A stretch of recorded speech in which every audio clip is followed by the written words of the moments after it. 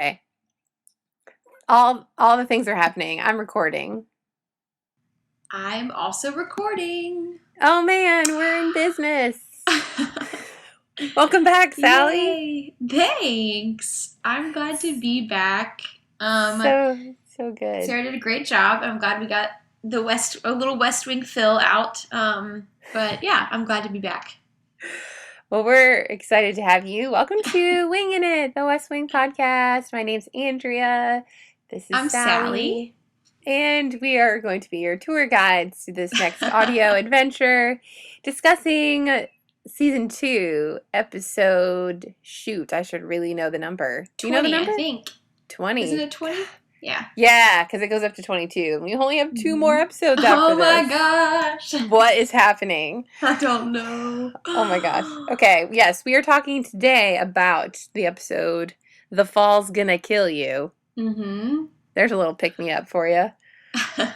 Oh, mercy. Yeah, wait, should we sing? We should sing. Yeah, we should definitely sing. Okay. We haven't sung together in a long time. No, it's been a long time. We're ready. We're not rusty. Okay. Da, da, do, do, do. Do, do, do. I went staccato on this one today. I remembered it. I know. It still works. Still works every time. Or doesn't. It's the same thing. Welcome, guys. So, should we jump right in? How did you feel about this episode? How did I feel about this episode? Well, should we recap what happens? Should we do a quick TikTok? I guess. Yeah, just in case people don't know. It'll help me collect my thoughts as well. All I know is that this is all one giant movie. The last, I would say 5 or 6 episodes of season 2 are just a movie that they've chopped up into 42-minute bits. I agree with that. Honestly. So this is the part of the movie where more people are finding out about Bartlett's MS and other things that are happening. Josh calls in Joey Lucas to put a pole in the field, who we love, of course. Yes. And there's the tobacco thing. Like, Josh is trying to give more money to this case against the tobacco companies, which is the first that we've heard of it. Mm-hmm. Other things. The satellite. There's a satellite hurtling its way towards Earth, and Donna's really concerned about it, and she's really the only one. As well she should be, in my opinion. I agree. I just watched Armageddon, so that's kind of coloring all of my... I'm singing Diane Warren songs in the background. Don't wanna close my eye. And what else is happening? Sam still doesn't know. He's the last of the main West Wing folks that don't know what's happening. And he's about to give a speech in Chicago, I guess, about tax breaks. And so he's talking about that. So that's basically The Fall's Gonna Kill You, right? Yeah, it really is. There's not a ton of stuff going on. No. Okay, so now that we're all on the same page, how did you feel about it, Sal? I love this episode. I love all of these. I love all of season 2. That's no secret. But I love 17 people. I love this whole succession of episodes. From 17 people on is just the best. I think we've talked about that. I think everybody's written in and said that.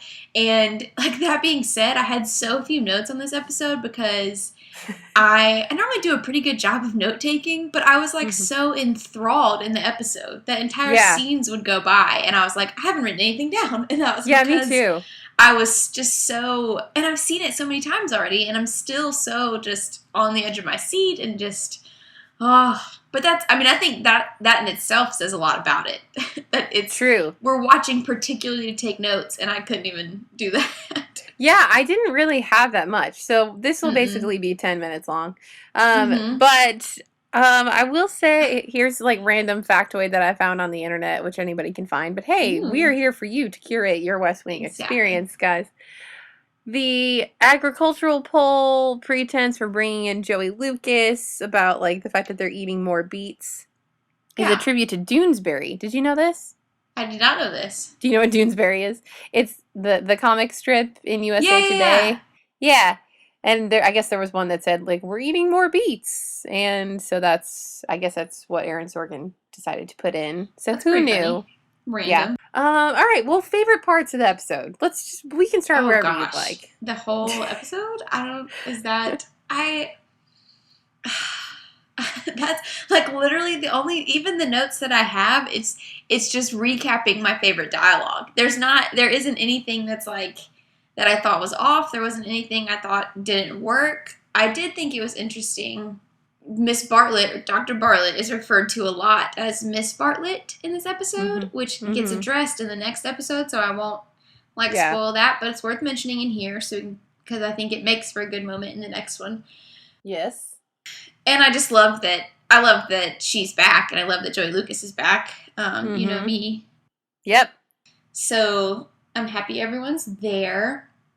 I just thought there was just so much great dialogue. And I feel like that's the dumbest, most redundant thing to say about this show, because, they write good words and obviously. Stuff. Yeah. It's good. It's good writing there. They talk good. But there's just so many play on words, especially I love Oliver Babish, because I just think his dynamic with CJ and his dynamic with Dr. Bartlett, I think all of the banter with everything with him in it is so great. When CJ's everything with CJ was great. She says, he says, strong. Who told you to say it was the flu? And she says, I wasn't told to say it was the flu. I was told it was the flu. There's just this repetitive and back and forth, and I don't know. All of it. I love all of it. The end. The end. See ya. We'll see you next episode, Bye, guys. Thanks for tuning in. Well, I would agree. I do like Oliver Babish. However, I felt like... You go ahead. I'll add on to it. You go ahead. No. Well, I was going to say that by the time the end of this episode... Actually, I watched 2 in a row. So I feel like by the end of the 2 that I watched back to back, I was a little bit, only slightly, aggravated with how cutesy and coy or whatever that everybody was being. I was like, for the love of all things, can someone just give Oliver a straight answer? Does he have to go through it with every single person that he's they don't need to be sassy and charming and quippy and witty. And I adore those things. Mm-hmm. But at a certain point, I was like, let the man do his job. Stop trying to be, eventually you're going to, be subordinate. You should just kind of get on board. So I felt a little bit of that, I'll be honest. Okay, I was going to say I felt a little aggravated with Oliver Babbitt, but I see your side of it too. I see both sides of it, again, because the West Wing's good at that. Because on his part, or on CJ and Dr. Bartlett's part, or any of the White House staffers, you're thinking, hey, dude, you're supposed to be on our side, and you're, being very combative with us. But he's playing devil's advocate. He totally is saying what he's supposed to say, what everybody else is going to say, and... Yeah. So he's doing what he's supposed to do, but I see both sides of it, because there are moments where I'm with CJ. She wasn't told to say it was the flu. You're putting words in my mouth. It just was the flu. Things like that. But he's just doing his job. It's just a great dynamic all around to me. Mm-hmm. It works on both sides of the coin. He's a super strong character, strong actor. Yeah. I mean, he holds his own and more with all of these other strong leads. So, because... Lionel Tribby, who I really liked, he was a force to be reckoned with, but there's something a little, I don't want to say softer. I'm glad Oliver Babish is doing this and not Lionel Tribby. Oh, yeah. I didn't even think about good old Lionel. Hello? Yeah, because he's gone now, and Oliver Babish is new, and I liked him, and I loved him in his episode, and he served a great purpose, but it would have been a very different dynamic if he were doing this questioning. That's a good point. Yeah. I will say, and although, first of all, CJ was supposed to have just walked in there at 5:30 in the morning. She looks super awake for 5:30. Yes. If that were me, I mean, I'm barely human. 5:30. We've already talked about this. That's why we can't work in the White House. Nope. Because we don't do mornings. But also, I mean... If she had just met Babish, or I don't remember if she just met him or whatever, but the fact that she goes for the jugular, she's 4 different women have sued you for divorce. Dang, Gina, that's a little personal to be your opening, statement to him. I don't know. Although, like I said, 5:30 in the morning, unprovoked, Right. I might be as mean, maybe? I said I like Probably that not. CJ's getting so sassy. Like, I felt like they both were just being not catty, because it's like a Sassfest. nicer form of catty. Sassy's the only word I can think of, but Sassafras every which way. yeah, Good I golly. like it. Okay, then Ed and Larry come in with the facts about the Chinese satellite falling to Earth. And, I mean, Yeah. and I was confused. I totally forgot this storyline, like 100%. I was like, why is Donna giving CJ a fax? Like, CJ has an assistant. Apparently, all the deputies were at breakfast. Like, why wasn't Donna at breakfast? I don't know. Yeah. Where'd they go? What time is Yeah. it? But, and then I come to find out at the end of the episode that, like, Josh was just doing that to mess with her, which apparently it's a legitimate fax that they get, but they Oh. get it once a week. I You know didn't what I know mean? that. I didn't get that, like, Josh had them tell her. I knew that Yeah. he could have, like, calmed her nerves and didn't because it was entertaining, but I was still wondering that the whole episode was, why did they give it to her? She's not even CJ's secretary. Yeah, exactly. It seemed to me like he just made sure that she got it, knowing that she would obsess over it and no one else does because they had more context than she did. But I thought it was really funny because, yeah, I would be just like her and probably more unhinged if there was this thing hurtling towards Earth and nobody else cared, right? Yeah. Yeah, I think I feel the same way. I mean, I don't know. Even if you get it 10 times, or however many, once every 10 days, I don't remember the stat. It happens a lot. But I would still be a little freaked out every time. Yeah, they seemed very nonchalant about it. Yeah. That government, man. That makes me a little nervous. Like, makes me want to kind of check the skies a little bit, if you know what I'm saying. Yep. There's a lot of things we don't know. It's not a good thing to think about. No, it's really not. Other things we can think about. Joey Lucas. Yes. She's back. Yeah. Let's talk about Joey Lucas. She's only in there for a second. She flies in at like 6 o'clock in the morning and then is gone. Yeah, that's a rough travel day. But I like that we trust her. I mean, I just like everything about her. So there's not much for me to add. Her scene really didn't have much going on. Although she had a different interpreter, that's news. Yeah, that was kind of random. I wonder the purpose behind that. Was it just to have Josh, like, excuse him so they talk one-on-one? Because Kenny's back in the very next episode. Oh, that's a good point. I thought maybe Kenny just wasn't available. Or it showed that Josh was a little bit intimidated by how good-looking the new guy was. That's true. That could be true. It could have just been that. And then they had to talk. It, like, heightened the sense of security, I guess, for him to be like, oh, we need to talk over here. He can't read my lips, blah, blah, blah, blah, blah. Yeah. I'll be honest, it stressed me out with the whole, like, you're going to read my lips thing. Like, oh, man, like, what if she can't, and then you got to write, and then, like, I don't know. I just got stressed out about it. But no, I agree. And then Josh leaves the napkin in his drink, which for me, I still felt like he should have just taken it with him. I know it didn't say, like, the MS on there, but it still felt like evidence.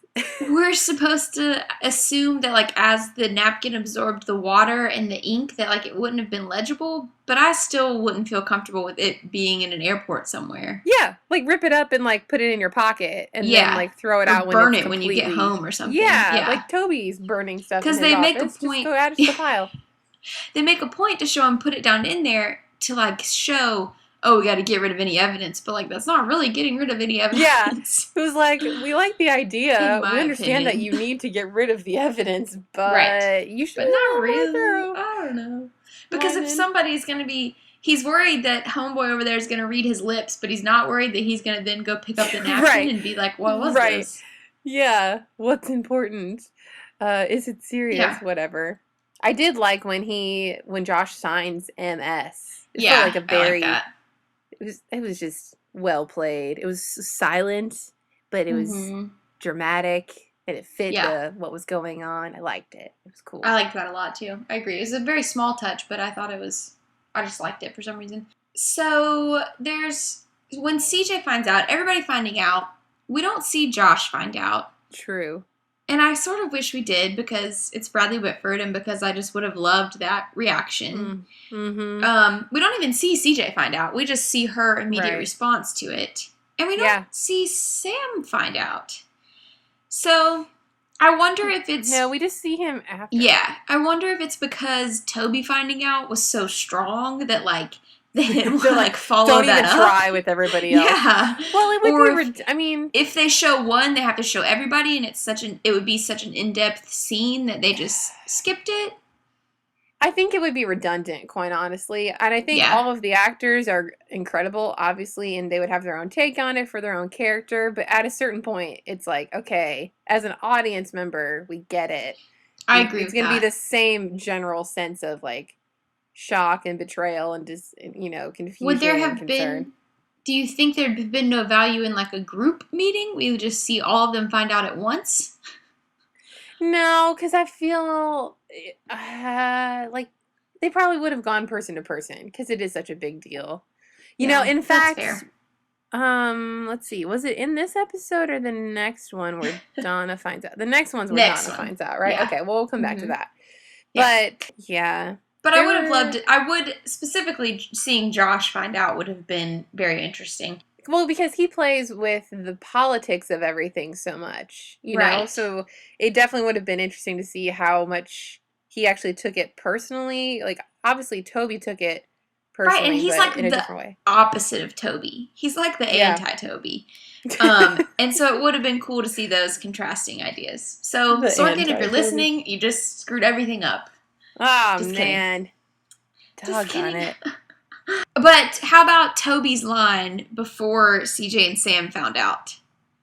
What I'll be right here in my office when you're done. Oh, gosh. Jeez. Oh, man.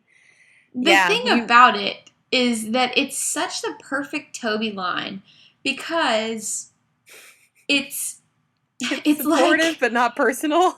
It's supportive but not personal, but also a little... not condescending, but it's a little like, I know something you don't know. Well, and but just a hint of it. I'll be right here in my office when you're done. It's just, but it's equal parts of all those things with a hint of that. And I think I think that makes it a very good Toby line. But how else can you say it? Like, if you were in that situation, Sally, and I were going into the Oval Office to find out that Bartla has MS, like, you would want me to know that I can come back and talk to you about it. I don't know. Granted, you could also just be in your office. I totally would. But I would just be in my office. Or I would like be waiting outside the Oval Office. Yeah. One of those two. But it's I appreciate it from the story standpoint. I like it. I love the line. I only think it's like a hint of snobbery. Not snobbery, but just like, I know something. And that's what makes it so perfectly Toby, because it's cute and supportive and very unattached. I don't know. I just think it's very Toby.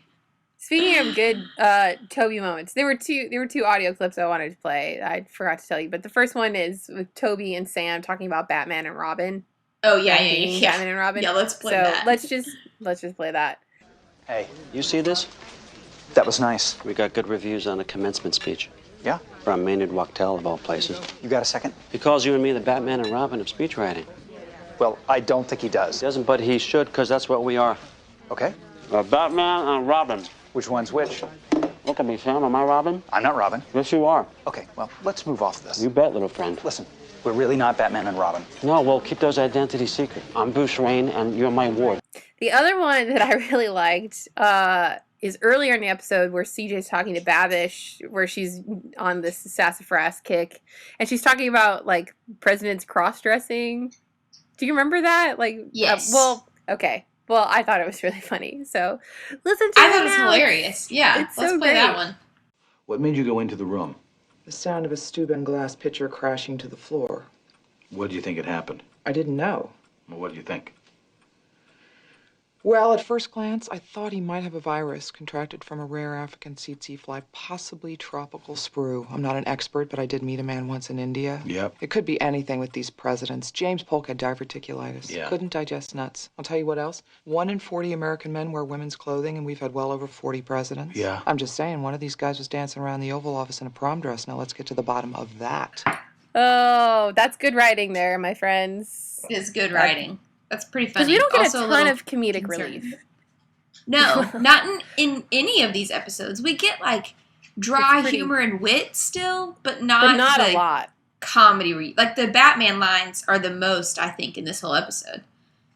Yeah, so it's definitely more on the dramatic side. I really liked the lines where CJ's talking to Babish and he asks her what time it is, and she says it's noon. He's like, you really need to stop doing that, answering with more than needs to be said. And it's just so interesting, like the mind of, the attorney. It's so... Yeah, well, and I thought about you and I took these notes because you talk a lot about, like from the, I don't know, how they analyze words so much. Like the huge difference between, is there anything I should know versus is there anything I need to know? I was like, I feel like Andrea would just eat this stuff up because it's so, well, I would never think of that, And I'm surprised, it is at the end of this episode, I think, I'm surprised that CJ does remember.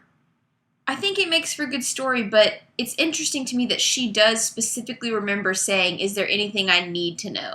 Well, it's because, and we'll, like, later on in the episode, we find out that she remembers on the campaign trail where she saw Mrs. Bartlett, right? Is that in this one? Mm-hmm. Okay. Where she saw Mrs. Bartlett, maybe? Oh, yeah, she did. It's in this one. Where she saw Mrs. Bartlett give, Dr. Bartlett give an injection to the president in Manhattan, Kansas. So, like, I guess that, and because deniability is such a huge part of her job, of course, that's why she would ask it. Is there anything else I need to know? Plus, and functionally, we all understand that they're only going to give her what she needs to know, usually. Right. Only a few times do they let her in on the inside and then tell her what to reveal, what not to reveal. Because that was an issue in times past. Right. Yeah. So. Yeah, it makes sense, I guess. It's just, I don't know. It's interesting, the distinction. Also, when she says, in the very, very beginning, Oliver Babish asks her, I love his name, Oliver Babish. But Oliver Babish asks her if she's ever lied about the president's health. And she says many, many times. And that's how we go into the theme song. Right. But like, the White House has lied, but CJ personally hasn't lied because she didn't know. So I get this statement. Me as a spokesperson for the White House has apparently lied about this many, many times. But as a person, did I purposefully mislead anyone? No, because I didn't know. So I think that's odd, but I appreciate the drama. Yeah. I appreciate the line. Speaking of drama, or I just thought it was interesting, really, when Mrs. Bartlett, Dr. Bartlett, Abby, whatever your name of choice is for her, as it's very fluid in these next couple episodes, but Starr Channing shows up, and she really wanted to be there when CJ was told. And then CJ calls her Abby. Yeah, I thought that was interesting. Like, I didn't think they were that close, quite honestly. I didn't either, honestly. I don't have... It felt odd to me. Did it feel odd to anybody else? There was one scene, I don't know if it's happened yet or not, where Dr. Bartlett says something about, like, finding her a man when they're at a party. Yeah. Yeah, they did, because that was Lori was there. I think that was one of those state dinners or something. Yeah, maybe so. And so, like, you get that they're friendly there, but when she said, I wanted to be there when they told you, I was like, why? It seemed a little overkill. Buds? I didn't get that. Yeah. I didn't know we were at that level. I don't know. Abby references, now I just called her Abby. She references Arsenic and Old Lace in this episode. Yeah. That's one of my favorite movies, so. My friend Corinne's in a play of it right now. And Corinne listens to this podcast. Hey, Corinne, what's up? That's so fun. I know. Everything's coming together. Yeah, this is a good episode for, like, people who know what's going on with the whole Bartlett MS story. It's not a good episode for first-time watchers, no. I don't think. There's not enough mix for me. There's not enough of the... There's not enough humor and, like, lightness mixed with this drama backlash. It's pretty... Yeah, for an introductory episode. I mean, like, for the episode itself, it's fine. It's great. But for newbies... They'll be a little bit lost. Agreed. And honestly, the fact that Sam still didn't know for most of the episode, like, that just heightened the drama for me a lot. Yeah, poor Sam, man. Gosh, man. Ugh. CJ and Josh talking at the end. We talked a little bit about, that's when he says something about the satellite fax to Donna, but CJ laughing at him. And she's like, you're going over a 300-foot cliff, and you're like, maybe we'll drown. And she says the fall's going to kill you. And, like, it's just, I enjoyed that because it's the boys, Josh and Toby and Leo, they can get so, like, into the nitty-gritty and the details, and then this is how this is going to play out, and this is how this is going to look. And CJ is looking at them like, you are all crazy. Like, this is a huge deal. Like, let's look big picture, guys. Yeah, they can't see the forest for the trees a little bit. And she's they're in so their distraught. They're in their, like, problem-solving mode. Mm-hmm. Of, like, let's get polling, let's do this, what's the next step?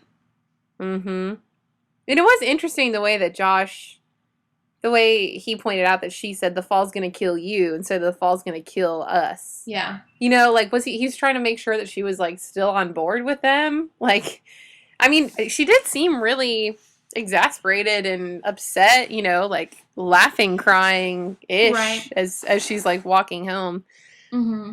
Yeah, I think it was interesting because maybe he took it, like, accusatory, like, you guys did this, and he was like, you're just as much in this as I am. Yeah. I don't know. It kind of seemed like she was kind of acting out the way that Toby was acting out before, where, like, he's still processing all of the emotion of it, and she was still very raw, which is probably why she was so salty to Babish, plus the early morningness, but just trying to figure it out. She'd only found out, like, 6 hours before, so it's a completely different whirlwind. Absolutely. I think the whole Dr. Bartlett signing the slip is funny. When President Bartlett says, "No, you did, hot pants." Yeah. That was pretty funny. Yeah. I like that line. But then it turned from funny to interesting when she was talking to Babish about it, and she, like, changes her story. She goes from, man. And you just think like, golly, you have to be so careful about everything you're saying. Yeah.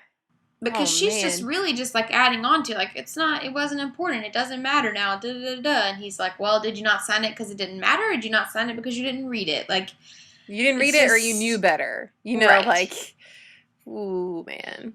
It's like two pit bulls in a room with Babish and Dr. Bartlett. Really is. But he did a great job of really painting the picture of what this is actually going to look like in a court, because he raises the stakes to exactly what they are.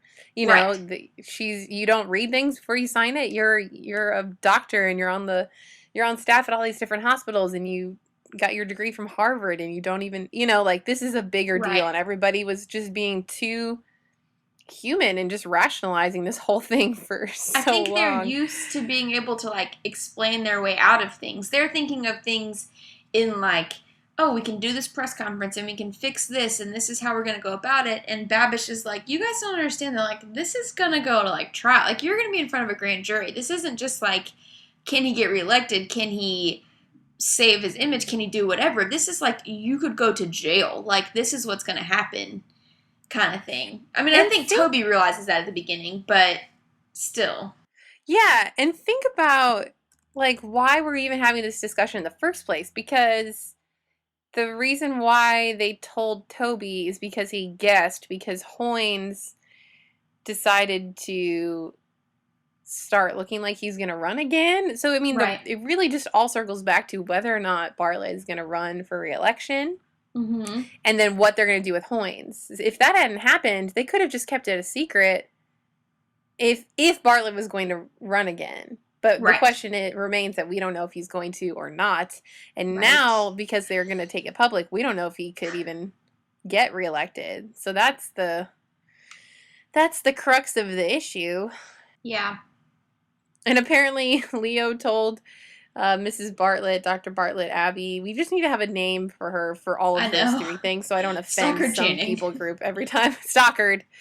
Apparently Leo told Stockard before Bartlett did about the whole form thing, and then when Leo and Bartlett are finally together, he's like, can you and I be men? Can we have a bond? Like, basically, you're not supposed to tell my wife things that are going to make her mad at me before you clear it with me. I feel like they just fight all the time. It's so rare that we have like a warm moment between. I do too.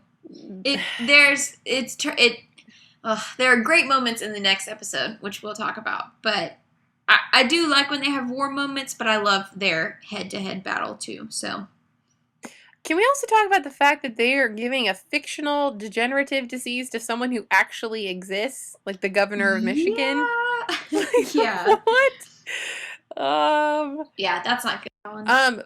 Well, is there anything else? Should we pick an MVP? Do you have one? Oh. I'm gonna go with CJ. Yeah, I thought CJ was really great. I think she kind of won it for me. I think CJ too, honestly. I think it's good bookends with her opening and closing the episode with Babish and with Josh. Yeah, I'm gonna go with CJ.